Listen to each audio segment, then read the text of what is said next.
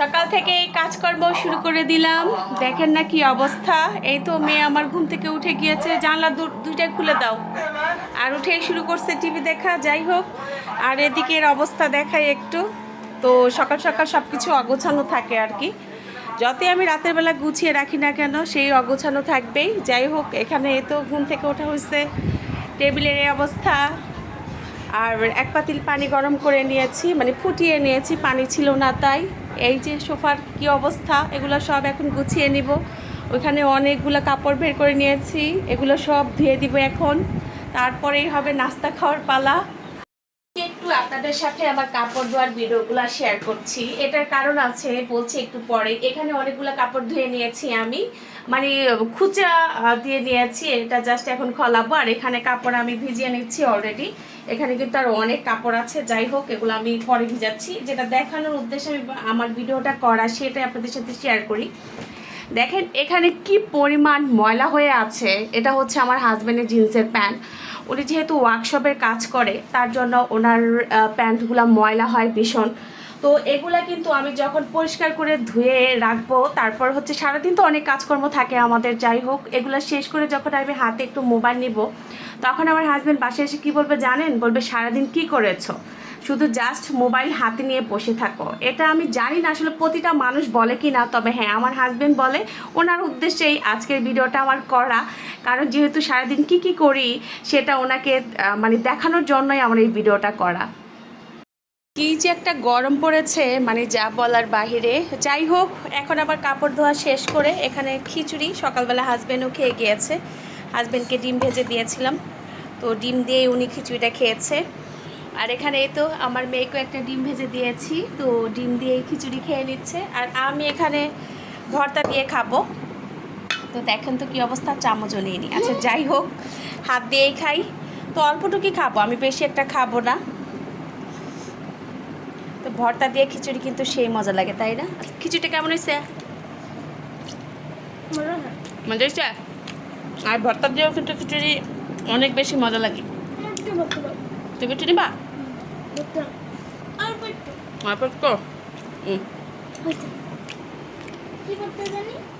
কি ভর্তা এটা বলো তো?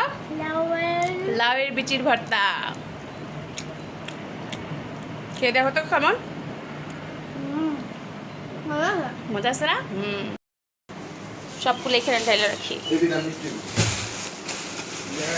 এদিকে এখন আমাদের নাস্তা খাওয়ার পর্ব শেষ। তো এখানে কিছু আম ঢেলে নিলাম। আর এদিক দিয়ে এই তো আমার মেয়ে ফ্রোজেন করছে, ডিপে রাখার জন্য আমগুলো প্যাকেট করে রাখছে আর কি। কয়টা করে রাখতেছো? 6টা করে। হ্যাঁ, 6টা করে দাও। 6টা করে রাখলেই হবে। দাও, তুমি সবগুলা রাখো, পরে আমি গিফট দিয়ে রাখবো, ঠিক আছে? ভালো মিষ্টি, অনেক মিষ্টি। এটা কি মিষ্টি? তুমি যে খাইছো মুস্কান, এটা কি মিষ্টি ছিল?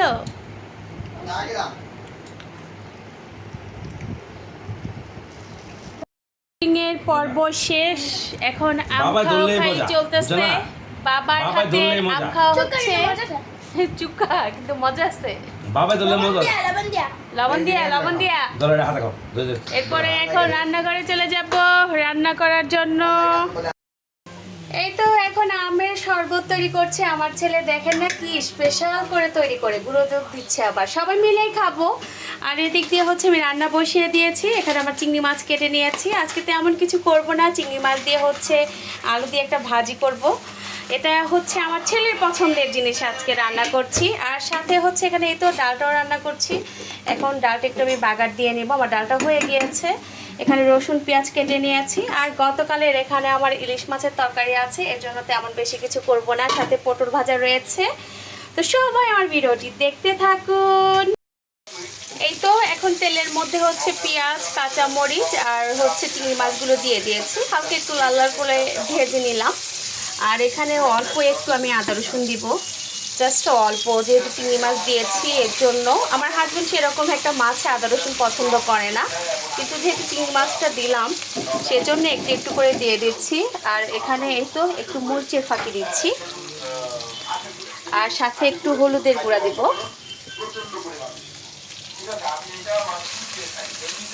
এখন অল্প একটু পানি দিয়ে দিচ্ছি।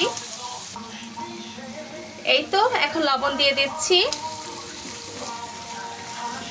এখানে একটু পানি দিয়ে দিচ্ছি কষানোর জন্য।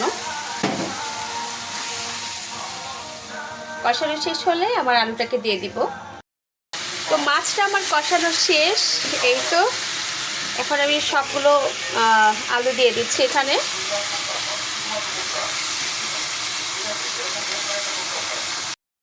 বিশ্বাস করেন এই আলু ভাজিটা হলে মনে হয় আর কোনো কিছুই লাগে না। বিশেষ করে আমার ছেলের এত বেশি পছন্দ করে এটা। বারবারই সকাল থেকে বলতেছিলাম আম্মু চিংড়ি মাছ দিয়ে তুমি আলু ভাজিটাই করো।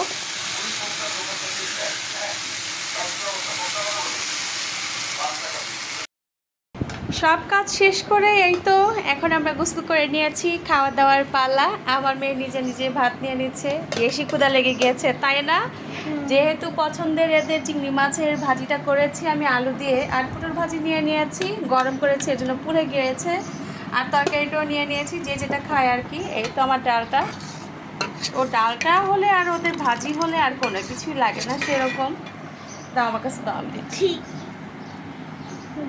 এই ভাজিটা আসলে অনেক বেশি মজা হয়, অনেক বেশি মজা। চিংড়ি মাছ দিয়ে অনেক মজা। পটল ভাজি দিব একটু, খাই নিবা? তা আমি এখন খাবো না, আমি একটু পরে খাবো, যেহেতু আমি অনেক দেরি করে নাস্তা করেছি। আমিও অনেক দেরিতে নাস্তা। এর জন্যই তো বলি যে ওই রুম থেকে টাসটুস কি শোনা যাইতেছে। এই খবর, এই তুমি ফুচকা বাজতে পারো? ভাইয়া বাইরে না, এর জন্য আমি প্রথমে তেলটা খুঁজতেছিলাম, বলি কি তুমি না এখানে রাখছো? তো কই আমি একটু খুঁজি, দেখি যে তুমি ওইটা র্যাকের ভিতরে রেখে দিছো। তো তেল ছিটা যাইব না যে তুমি যে একা একা এগুলো করতেছো, পরবর্তীকালে কি হইব কও? হ্যাঁ, যদি তেল ছিটা যেত আমার বললেই তুমি ভাজে দিতাম, দিতাম না? আমার একটু ইচ্ছা আছে না বাইতে। চিন্তা করছো? দেখো যাও, আমি ভাজে দিয়ে দাও। কি আমার জন্য ফুচকা বাজতে বাজতে টায়ার্ড হয়ে গেছো? হ্যাঁ, অল্প কয়েকটা ভাবছি। অল্প একটু কয়েকটা। আগে তো আমি নিজে ভেজে খাইছি, আর এখন তুমি বলতেছো যে আমাকে ভাজে দিতে, মানে তোমাকে ভেজে দিতে। থ্যাংক ইউ, তার জন্য থ্যাংক তোমার জন্য ভাবছি না। Thank you, thank you. দেখি ইসি আমার মেয়ে কিন্তু নিজ হাতে ভাজছে একদম তেলে। মজা হচ্ছে মুস্কান। আমারটা কই? ইস, ওর নিয়ে গেছো তুমি, আমারটা ছিঁড়া দাও। এইটা খাইতে কেমন আইসক্রিম? মজা আছে, মধু মধু। মধু মধু, এই মধু মধু খাচ্ছি আমরা। আর হয়তো মজা, এটা আগে কখনো খাইনি আমি মুস্কান। না খাইছো তুমি? না, এটা আমি খাই নাই আগে। তুমি রান্না দিছিল তাসলিমা আমি। এইটা তাহলে মনে হয় অনেক আগে বুঝা গেছে। ইয়াল্লা ইয়াল্লা ইয়াল্লা ইয়াল্লা, এমন করে কে? ইয়াল্লা ইয়াল্লা ইয়াল্লা ইয়াল্লা ইয়াল্লা ইয়াল্লা ইয়াল্লা ইয়াল্লা। মগ্ন নিয়ে যেতেছে, নিয়ে যা, নিয়ে যায় না, নিয়ে যায় না। আর তাড়াতাড়ি তাড়াতাড়ি, আরে পারি আরেকটা কান্না করতেছে, আরেকটা কান্না করতেছে, আরেকটা কান্না করতেছে, আরেকটা কান্না করতেছে। ম্যাডাম আসবে এর দুঃখে কান্না করতেছে, সে বাইরে যেতে পারতেছে না, খাইতে যেতে পারতেছে না, খাইতে যেতে পারতেছে না, কান্না করতেছে। আমার এই রান্নাঘরে আসলে আলো কম, কি করার। যাই হোক, এখানে এখন এই তো আমরা সন্ধ্যার নাস্তার জন্য ভেজে নিচ্ছি, গরম তেলে দিয়ে দিলাম। লাইটটা থাকলে একটু ভালো হতো, কিন্তু এখানে লাইট নেই। আবার দেখলাম যে মোবাইলের চার্জও নেই, কি একটা অবস্থা বলেন। হ্যাঁ, আমি হাঁটতে গিয়েছিলাম, তো এসে দেখি যে মোবাইলের চার্জও নেই, আর মেয়েকেও বলতে মনে ছিল না। যাই হোক, আস্তে আস্তে ভাজা হোক, তারপর আমরা খাবো। তো আজকের মতো বিদায় নিচ্ছি, মজা করে খাবো। সবাইকে একটা আল্লাহ হাফেজ বল দাও। বলো। আমি আম্মুকে পাম দিতেছিলাম যাতে মুরগি আমার একটু ভেজে দেয়, এক পিস হলেও ভেজে দেয়, কারণ আমার অনেক খাইতে চলতেছে। আমি এসে দেখি কি আমার বলতেছে কি মুরগি না আমি ভাজি। শোনো, মাদের মন বুঝছো, বুঝতেই হবে মেয়েরা কি খেতে চায়, ছেলে মেয়ে।